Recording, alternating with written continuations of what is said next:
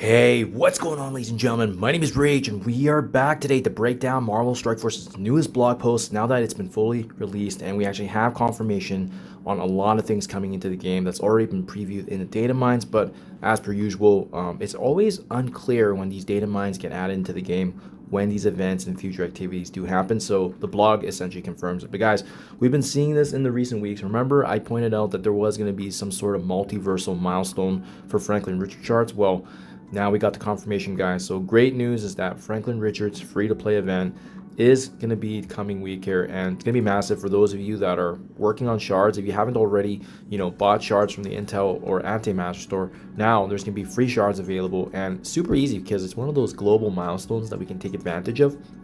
Absolutely massive, guys.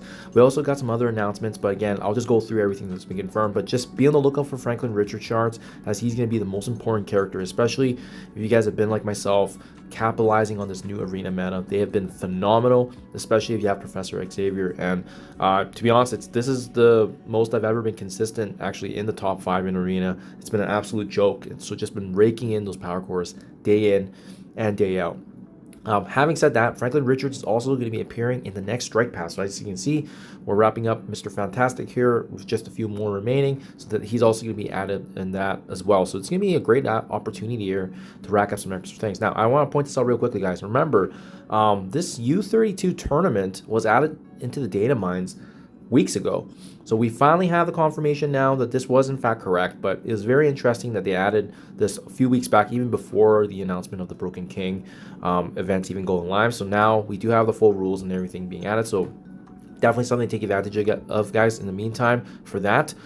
We also got the confirmation of the Annihilation raids. This was already done in a previous blog post, but remember, this was again speculated and confirmed via data mines, and then we had the announcement. But now we know that this coming week the new Annihilation raids are coming with an increased difficulties, and as you ramp up, I suspect that most of us will probably only be able to access difficulty 7, and then difficulty 8 and 9, depending on whether or not they want to force us to use partial Hellfire Club or full team. That's going to remain to be seen, but I suspect it's probably going to be that difficulty 7 will be where the certain restrictions are right now until the full release of the Hellfire Club. Speaking of the Hellfire Club, a couple other things that we want to point out too, right? So again, this was the multiversal powerhouse milestone. Be on the lookout for that for Franklin Richards shards. Really exciting. Cosmic Grade 4, this is going to be the following week, so not week 4 just yet. Remember, they put these data mines weeks in advance, so this is going to be the one that's applicable, which is playing in Cosmic Crucible in addition with the Accursed team is going to give you bonus points there, as well as if you have them at Gear 20 characters for exclusive rewards. We also saw this upgrade Mutants one that was slightly incorrect, so this is actually already live now in game, guys. So if you head over to the command center and you do scroll up here, the mutant training is already live, as you can see, and it's really straightforward. Basically just bringing up any character all the way from level 101 to level 105, and it's going to actually reward you with some Azazel Diamond Orb Fragments guaranteed. So super straightforward, and it's a good opportunity, especially since we know Hellfire Club is required for raids, so that's great. So some slight deviations from what we saw. We got the confirmation here of the Flames of Tomorrow leaderboard. Remember, this is a leaderboard event that's going to be tied back with the spending of campaign energy. There's also these Mind Lock Orbs that's going to have a chance here of 100 Gear Tier 20 pieces. So is it likely we're going to get it? Probably not, but it's just a nice little incentive that if you take advantage of it, there's that small little chance that maybe you can obviously get that lucky step forward towards your Gear Tier 20 pieces, and a really sizable addition as well. Having said that too, guys, we were speculating that Sebastian Shaw might be the following week, but it was actually confirmed now in the blog post is that Sebastian Shaw is in fact coming in the same week as this event. So it's just how everything is tied back together, right? This leaderboard starts before his release, but he's going to be added into the game here in just a week. So that's awesome to see. And then obviously he's going to be adding some points here if you have these characters at 5 stars and above for raids. So it's just something to be on the lookout for. So that really is going to be able to allow us to complete the team as soon as this coming week, if you decide to use power cores. Otherwise,